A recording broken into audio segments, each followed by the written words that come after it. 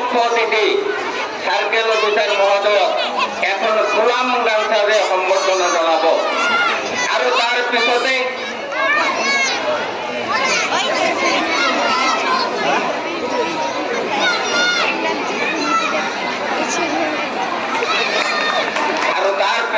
মই আব্দুল্লাহ ছাৰক অনুৰোধ জনাইছো আব্দুল্লাহ ছাৰে গৈ ছাৰক লৈ আহি আমাৰ আজি জাতীয় পতাকাখন আনফল্ড কৰি আজি এই দিনৰ কাৰ্যক্ৰমৰ শুভ আৰম্ভণি কৰে ধন্যবাদ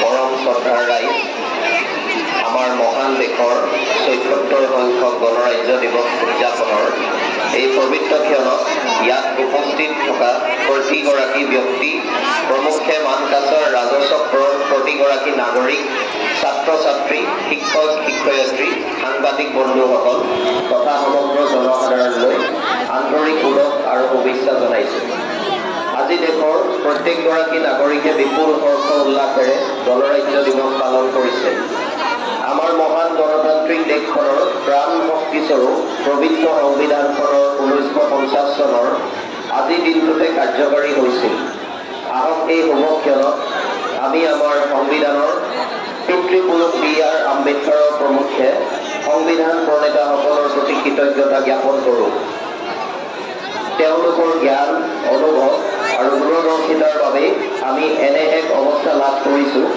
য'ত জাতি ধৰ্ম বৰ্ণ ভাষা লিংগৰ কোনো ভেদাভেদ নোহোৱাকৈ নিৰ্ভয়ে আৰু পক্ষপাতহীনভাৱে দেশৰ প্ৰতিগৰাকী নাগৰিকে এক মুক্ত পৰিৱেশৰ মাজত জীৱন নিৰ্বাহ কৰিব পাৰিছে মহান সংবিধানখনৰ আধাৰত গঢ়ি উঠা গণতান্ত্ৰিক ব্যৱস্থাৰ বাবে বিশ্ব প্ৰেক্ষাপটত ভাৰতৰ সন্মান আৰু গুৰুত্ব দিনক দিনে বৃদ্ধি হৈছে বিভিন্ন ক্ষেত্ৰত আমাৰ দেশে বিশ্বক নেতৃত্ব দিবলৈ সক্ষম হৈছে সংবিধানৰ আধাৰত গঢ়ি উঠা গণতান্ত্ৰিক প্ৰমূল্যবোধৰ বাবে যিকোনো প্ৰতিকূল পৰিৱেশৰ পৰা আগবাঢ়ি আহি নতুন ভাৰত গঢ়াৰ যজ্ঞত নিজকে চামিল কৰিবলৈ সক্ষম হৈছে কোটি কোটি তৰুণ সংবিধান প্ৰণেতাসকললৈ এই চেগতে মই পুনৰ সহস্ৰদ্ধ প্ৰণিপাত জনাইছোঁ এই মহান ক্ষণত জাতিৰ পিতা মহাত্মা গান্ধীৰ লগতে দেশৰ সমস্ত স্বাধীনতা সেনানীক শ্ৰদ্ধাৰে স্মৰণ কৰিছোঁ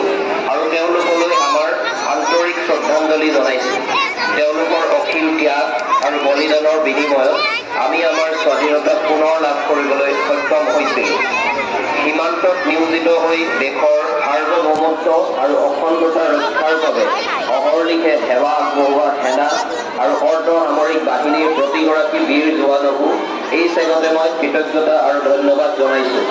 বিগত বছৰসমূহত আমাৰ ৰাজ্যখনৰ স্বাস্থ্য খণ্ডক আগুৱাই নিয়াৰ ক্ষেত্ৰত আমি যি উল্লেখযোগ্য অগ্ৰগতি লাভ কৰিছোঁ সেয়া আমাৰ জনসাধাৰণে প্ৰত্যক্ষ কৰিছে।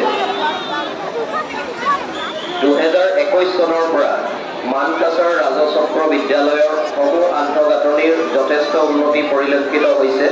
এই ৰাজচক্ৰ অন্তৰ্গত দুখনকৈ বিদ্যালয়ক PM শ্ৰী আঁচনিৰ অধীনত উৎকৃষ্টতাৰ কেন্দ্ৰ হিচাপে ৰূপান্তৰিত কৰা আৰু বিদ্যালয়সমূহত অতিৰিক্ত শ্ৰেণীকোঠা, পৰীক্ষাগাৰ, শৌচালয় আদি নিৰ্মাণৰ কাম চলি আছে। শিক্ষাৰ সৰ্বাংগীন বিকাশৰ সুস্থ পৰিৱেশ গঢ় দিয়াৰ লগতে শিশুৰ বিজ্ঞান আৰু গণিত শিক্ষাৰ প্ৰতি আগ্ৰহ জন্মোৱাৰ বাবে প্ৰচেষ্টা হাতত লোৱা হৈছে। বিনামূলীয়া পাঠ্যপুথি বিতৰণ আঁচনি, ছাত্ৰ ছাত্ৰী বৃদ্ধি তথা সমগ্ৰ শিক্ষা আঁচনিৰ জৰিয়তে শিশুৰ গুণগত শিক্ষা নিশ্চিত কৰাৰ কাম চলি আছে। শিশু শ্ৰম আৰু বাল্য বিবাহ বৰ্তমান এক সামাজিক ব্যাধি। এই ব্যাধি সমাজৰ পৰা দূৰ কৰাৰ বাবে ৰাজ্য চৰকাৰৰ লগতে আমি সকলো ধৰণৰ প্ৰচেষ্টা অব্যাহত ৰাখিছোঁ। মানকাছাৰ ৰাজচক্ৰত নতুনকৈ জৱাহৰ নবোদয় বিদ্যালয় স্থাপনৰ বাবে ইতিমধ্যে চৰকাৰী অনুমোদন লাভ কৰিছে আৰু অতি সোনকালে এই বিদ্যালয় স্থাপনৰ যোজনা কৰা হৈছে। অনুসূচিত জাতি, জনজাতি আৰু অন্যান্য পিছপৰা আৰু দৰিদ্ৰ সীমাৰেখাৰ তলৰ পৰিয়ালৰ মাধ্যমিক পৰ্যায়ৰ ছাত্ৰ ছাত্ৰীসকলৰ বাবে মানকাছাৰৰ JM উচ্চতৰ মাধ্যমিক বিদ্যালয় আৰু খাৰুৱাবন্ধা জনতা উচ্চতৰ মাধ্যমিক বিদ্যালয়ৰ অধীনত দুখন কস্তুৰবা গান্ধী বালিকা বিদ্যালয় ছাত্ৰী নিবাস মুকলি কৰা হৈছে। 2024 চনৰ বান সাহায্য কালত মানকাছাৰ ৰাজচক্ৰ কাৰ্যালয়ত ক্ষতিগ্ৰস্ত লোকসকলক সহায় কৰাৰ বাবে অদম্য প্ৰচেষ্টাত উজ্জ্বল কৰি তুলিব বিচাৰিছে। এই সময়ছোৱাত প্ৰশাসনে খাদ্য সুৰক্ষা নিশ্চিত কৰিবলৈ 54.369 কুইণ্টেল দালি, 0.31 কুইণ্টেল নিমখ, 1631.07 লিটাৰ সৰিয়হৰ তেলকে ধৰি অত্যাৱশ্যকীয় সামগ্ৰী বিতৰণ কৰে। ইয়াৰ উপৰিও অস্থায়ী শিবিৰৰ বাবে 6,768খন ত্ৰিপালৰ ব্যৱস্থা কৰাৰ বিপৰীতে 9,288.7 কুইণ্টেল পশুধনৰ খাদ্য হিচাপে বিতৰণ কৰা হয়। পৰিষ্কাৰ পৰিচ্ছন্নতা আৰু অনাময় বজাই ৰাখিবলৈ ক্ষতিগ্ৰস্ত অঞ্চলত 217টা হেণ্ড টিউবেল আৰু 285টা পিট লেট্ৰিন স্থাপন কৰা হৈছিল। তদুপৰি মানকাছাৰ ৰাজচক্ৰৰ অধীনত মুঠ 283.908 কুইণ্টেল চাউল বিতৰণ কৰা হয়, যাৰ ফলত কোনো ক্ষতিগ্ৰস্ত পৰিয়াল যাতে খাদ্য অসুৰক্ষিত হৈ নাথাকে। এই প্ৰচেষ্টাসমূহে সংকটৰ সময়ত জনসাধাৰণৰ কাষত থিয় দিয়াৰ প্ৰশাসনৰ দায়বদ্ধতাক প্ৰতিফলিত কৰে। শ্ৰদ্ধাৰ ৰাইজ, অসম চৰকাৰে জিলাখনৰ উন্নতি উচ্চ শিখৰলৈ ধাৱমান কৰাৰ বাবে গ্ৰহণ কৰা বিভিন্ন কাৰ্যৱলী সম্পৰ্কত গণৰাজ্য দিৱসৰ আজিৰ এই পবিত্ৰ দিনটোত আপোনালোকক অৱগত কৰাৰ সুযোগ গ্ৰহণ কৰিলোঁ। ৰাজ্যখনক বিকাশৰ নিজৰা হোৱাবলৈ হ'লে চৰকাৰৰ লগে লগে জনসাধাৰণৰ অকুণ্ঠ সহযোগিতা নিতান্তই প্ৰয়োজনীয়। জিলাখনৰ উন্নয়নৰ বাবে নিষ্ঠা আৰু দায়বদ্ধতাৰে নিজৰ সামৰ্থ্য অনুযায়ী সেৱা আগবঢ়োৱাৰ বাবে পুনৰ প্ৰতিশ্ৰুতিবদ্ধ হোৱাৰ উপযুক্ত সময় আজি এই পবিত্ৰ ক্ষণ। আহক আমি সকলোৱে একাগ্ৰতাৰে অসমৰ আৰু জিলাখনৰ উন্নয়নৰ বাবে হাত উজান দিওঁ। চৰকাৰে গ্ৰহণ কৰা আঁচনি আৰু পদক্ষেপ সকলো বাধা বিঘিনি সমস্যা জয় কৰি ৰাজ্যখনৰ লগতে মানকাছাৰ ৰাজচক্ৰৰ শান্তি, প্ৰগতি আৰু সমৃদ্ধিৰ পথেৰে আগুৱাই লৈ যাব। মই আন্তৰিকতাৰে আশা কৰোঁ যে আপোনালোকৰ মৰম, আশীৰ্বাদ আৰু পূৰ্ণ সমৰ্থনত আমাৰ মানকাছাৰ ৰাজচক্ৰই আগন্তুক দিনবোৰত সফলতাৰ ন শিখৰত আহৰণ কৰিবলৈ সক্ষম হ'ব।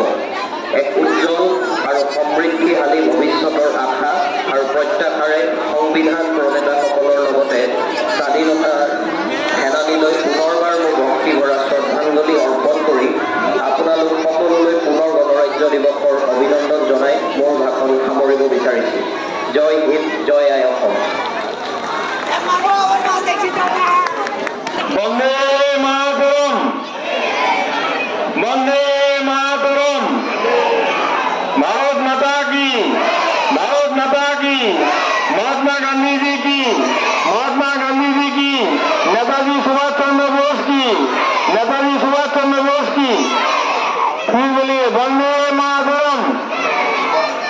গণতন্ত্র দিবস 26 জানুয়ারি গণতন্ত্র দিবস 26 জানুয়ারি গণতন্ত্র দিবস